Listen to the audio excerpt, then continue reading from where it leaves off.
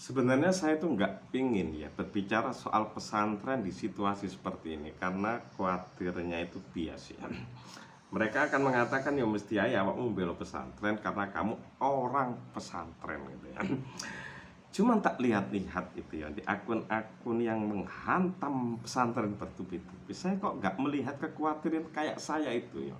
Benarkah ketika mereka menghantam itu murni karena kesan pesantren atau sebelumnya sebenarnya memang sudah benci kepada pesantren?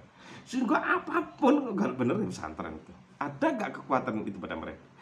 Karena saya lihat kok enggak gitu ya. Makanya saya itu kok ya udahlah, kita ngomong lah bagian dari cangkem elek orang pesantren, anggap aja lah kayak gitu ya.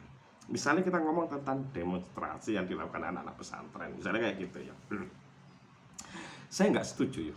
Cuman saya ingin mengatakan begini, Anda itu menyalahkan demonstrasi itu atas dasar apa? Demonstrasi dibenarkan enggak oleh negara? Diberi hak enggak orang untuk demonstrasi? Kalau memang diberi hak, kenapa Anda mempertanyakan hak tersebut ketika digunakan oleh orang lain? Kalau memang di dalam demonstrasi itu kemudian melakukan sesuatu yang melanggar hukum, ya silahkan proses itu secara hukum, kita fair-fair aja. Misalnya ada pemimpin demo yang omongannya itu melampaui batas, udah proses hukum. Cuman jangan kemudian demonstrasinya dilarang kayak gitu loh.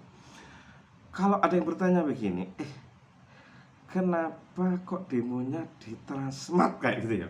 Gini loh, orang Nahdien itu sangat yakin ya.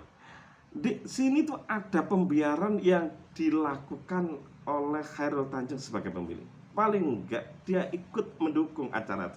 Itu keyakinan dia. Entah benar enggak, itu keyakinan orang-orang yang kemarin demo itu. Kemudian kalau ditanyakan, kenapa sih milihnya itu kok demo, enggak yang lain? Ya gini, kalau misalnya menghadapi kekuatan besar, misalnya penguasa, ini kan penguasa media, punya modal besar.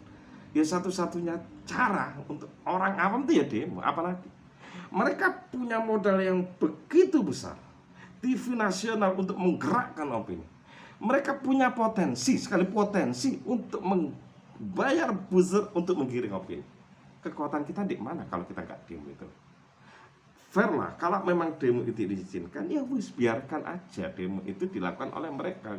Hormati itu. Saya nggak setuju, tapi hormati itu sebagaimana ketika Anda menghormati orang lain melakukan demo. Sekian, terima kasih.